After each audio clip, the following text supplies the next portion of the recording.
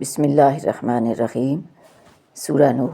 الم تروا کیف خلق اللہ سبع سماوات طباقا، کیا تم نے یہ نہیں دیکھا کہ اللہ نے کس طرح 7 آسمان اوپر تلے پیدا فرمائے۔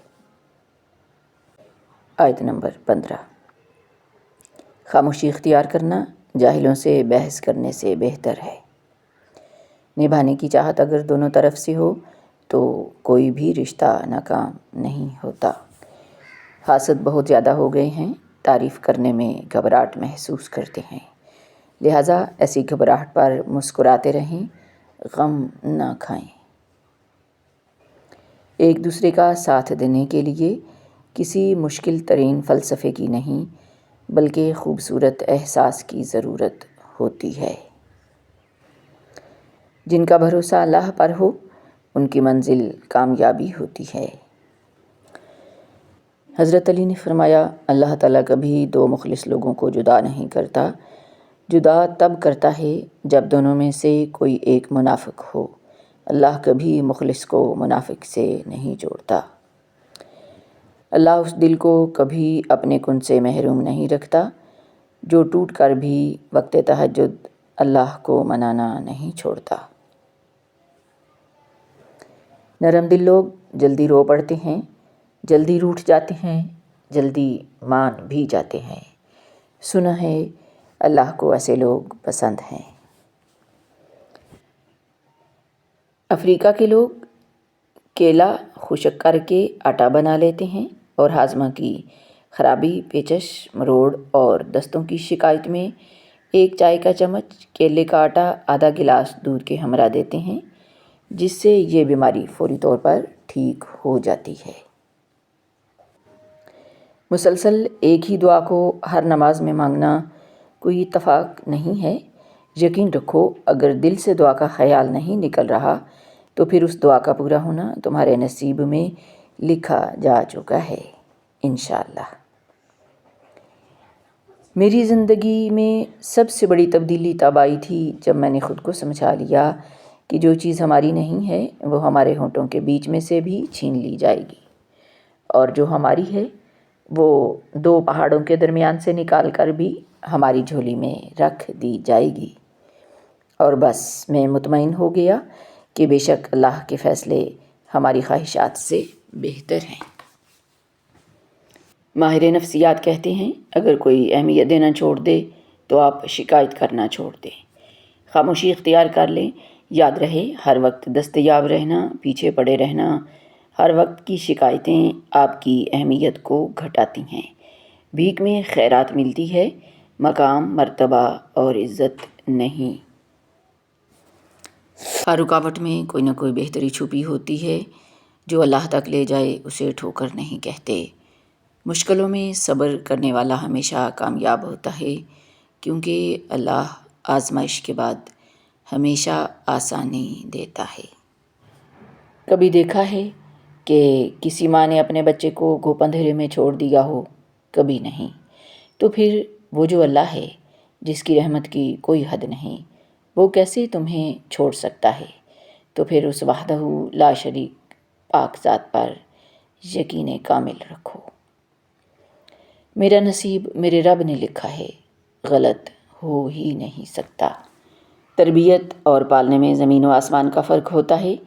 آپ کا لہجہ، آپ کا رویہ، آپ کا اخلاق بتاتا ہے کہ آپ کی تربیت ہوئی ہے یا آپ کو صرف پالا گیا ہے۔ بہترین ہم سفر کی سب سے بڑی خاصیت یہ ہے کہ وہ آپ سے اختلاف اور ناراضگی کے باوجود بھی آپ کا خیال رکھنا اور فکر کرنا نہیں چھوڑتا۔ گفتگو میں بے احتیاطی رشتوں کو کچل دیتی ہے۔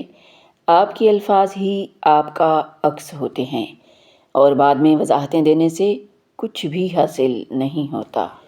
معاف کر کے آگے بڑھ جائیں ان سب لوگوں کو جنہوں نے دل دکھایا، تہمت لگائی، برا بھلا کہا، آپ کے لیے غلط بات کہی، آپ کو پریشان کیا۔ یقین جانیں آپ کا رب کچھ نہیں بھولتا، اور وہ جب حساب برابر کرتا ہے تو ناانصافی نہیں کرتا۔ انسان اپنا چہرہ تو خوب سجاتا ہے جس پر لوگوں کی نظر ہوتی ہے، مگر وہ دل کو سجانے کی کوشش نہیں کرتا جس پر اللہ کی نظر ہوتی ہے۔ جو زیادتی یہ سوچ کر کی جاتی ہے کہ کوئی میرا کیا بگاڑ لے گا، تو پھر ایسے معاملات رب کے دربار میں بڑی جلدی پہنچ جاتے ہیں۔ اپنی ذات سے پیار کرنے والا آدمی کبھی دوسروں سے پیار نہیں کر سکتا۔ پیار کرے گا بھی تو اپنی ضرورت کے لیے، مطلب پورا ہوتے ہی چھوڑ دے گا، چاہے دوسرا کتنا ہی وفادار کیوں نہ ہو۔ بڑے بڑوں کی بڑی بڑی خدمت کرنے کی بجائے چھوٹے لوگوں کی چھوٹی چھوٹی ضروریات پوری کر دیا کریں۔ ان کی زبان سے نکلی ہوئی دعا آپ کی تقدیر بدل سکتی ہے۔ حضرت علی نے فرمایا، وقت اور دولت دو ایسی چیزیں ہیں جو انسان کے اختیار میں نہیں۔ وقت انسان کو مجبور اور دولت مغرور بنا دیتی ہے۔ انسان کے کردار کا اندازہ صرف مسجد میں سجدوں سے نہیں، بلکہ بازار میں تجارت، دفتر میں ایمانداری اور لوگوں سے اس کے رویے سے بھی لگایا جاتا ہے۔ دولت ایک جھٹکے میں اور خوبصورتی ایک بیماری میں اور عزت ایک غلطی سے فنا ہو جاتی ہے، اس لیے تینوں چیزوں پر کبھی تکبر نہ کریں۔ والدین کے وہ گناہ جن کی سزا اولاد کو بھگتنی پڑتی ہے۔ حرام کمائی، ناجائز رزق کھلانے سے اولاد کے دل سخت ہو جاتے ہیں۔ ظلم و ناانصافی، دوسروں کا حق مارنے کی سزا نسلوں تک پہنچتی ہے۔ بد اخلاقی، گندی زبان اور برے اخلاق سے اولاد بھی بگڑ جاتی ہے۔ دین سے دوری، والدین نماز اور قرآن نہ پڑھیں تو بچے بھی بے راہ ہو جاتے ہیں۔ بیوی کی خوشیوں اور خواہشوں کا خیال رکھنا شوہر کی ذمہ داری ہے، کیونکہ وہ آپ کے علاوہ کسی کو نہیں کہہ سکتی۔ شوہر کا پیار، وقت اور توجہ ہی بیوی کے لیے سب سے بہترین تحفہ ہے۔ وقت اچھا ہو یا برا، بدلتا ضرور ہے۔ آج کا نافرمان بیٹا کل کا پریشان باپ ہوگا، یہی قانون فطرت ہے۔ دھوکہ دے کر کوئی نہیں بچتا، کسی کی آہ نسلیں اجاڑ دیتی ہے۔ جن کا بھروسہ اللہ ہو ان کی منزل کامیابی ہوتی ہے۔ نرم دل لوگ جلدی رو پڑتے ہیں، جلدی روٹھ جاتے ہیں، جلدی مان بھی جاتے ہیں۔ سنا ہے اللہ کو ایسے لوگ پسند ہیں۔ کچھ لوگوں کے ساتھ خون کا رشتہ بھی نہیں ہوتا، مگر خوشبو اپنوں والی ہوتی ہے۔ دراصل رشتے خون کے نہیں، احساس کے ہوتے ہیں۔ جو کسی کا برا نہیں چاہتے ان کے ساتھ کوئی برا نہیں کر سکتا، یہ میرے رب کا وعدہ ہے۔ جب تم پر مٹی ڈال کر تمہارا منہ اور بدن زمین کے 1.5 فٹ نیچے دفن کر دیا جائے گا تو تمہارے پاس اپنے ایمان کے علاوہ کچھ نہیں ہوگا جو تمہیں بچا سکے۔ وَلِلَّهِ مَا فِي السَّمَاوَاتِ وَمَا فِي الْأَرْضِ وَكَفَى بِاللَّهِ وَكِيلًا۔ سورہ النساء ترجمہ۔ اور اللہ ہی کے لیے ہے جو کچھ آسمانوں میں ہے اور جو زمین میں ہے، اور سب کاموں کے لیے بس وہی کافی ہے۔ رسول اللہ صلی اللہ علیہ وآلہ وسلم نے ارشاد فرمایا، تم اپنے لیے سچائی کو لازم کر لو، کیونکہ سچائی نیکی کی ساتھی ہے اور یہ دونوں جنت میں ہوں گی۔ اور تم جھوٹ سے پرہیز کرو، کیونکہ جھوٹ برائی کا ساتھی ہے اور یہ دونوں جہنم میں ہوں گے۔ سنن ابن ماجہ۔ ایک دوسرے کے رزق پر نظر مت رکھو، کیونکہ اللہ رب العزت سے بہتر کوئی تقسیم نہیں کر سکتا۔ واستغفر اللہ ان اللہ غفور الرحیم۔ اور اللہ سے معافی مانگتے رہو، اللہ یقیناً بخشنے والا ہے، رحم کرنے والا ہے۔ سورہ مزمل آیت نمبر 20۔ انہ علیم بذات الصدور، وہ دل کے بھیدوں تک سے واقف ہے۔